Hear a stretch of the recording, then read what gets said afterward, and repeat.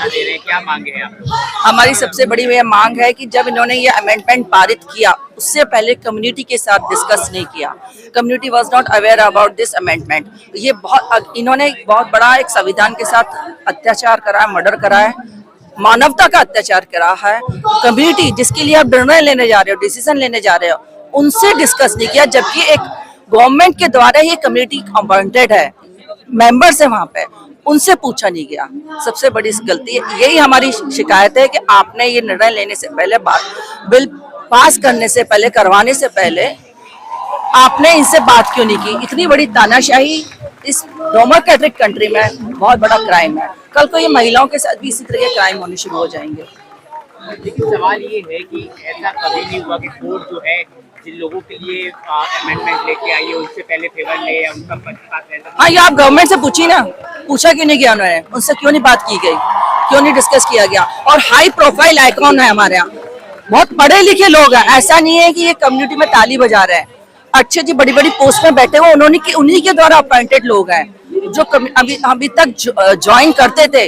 Government से funding आती थी, और फंडिंग कहाँ है, वो अपॉइंट किए हुए थे, वो कहाँ फंडिंग इन्होंने अगर किया था, अभी तक क्यों नहीं हुआ। स्कूल में कुछ भी नहीं हुआ, थर्ड जेंडर बाथरूम नहीं बने, बच्चों के लिए आइडेंटिटी कार्ड नहीं बनाए गए। क्यों नहीं बनाए गए? क्योंकि इलेक्शन होने थे 2040 में, देखा कि वोटिंग कम है तो इसके इलेक्शन इन्होंने हटा दिया 2024 में कि हमारा फंडिंग जा रहा है। तो ये जो भी क्या गलत किया है। आजादी के इतने वर्षों बाद भी क्या आज आप लोग आजादी महसूस करते हैं? बताएंगे, बच्चे बताएंगे।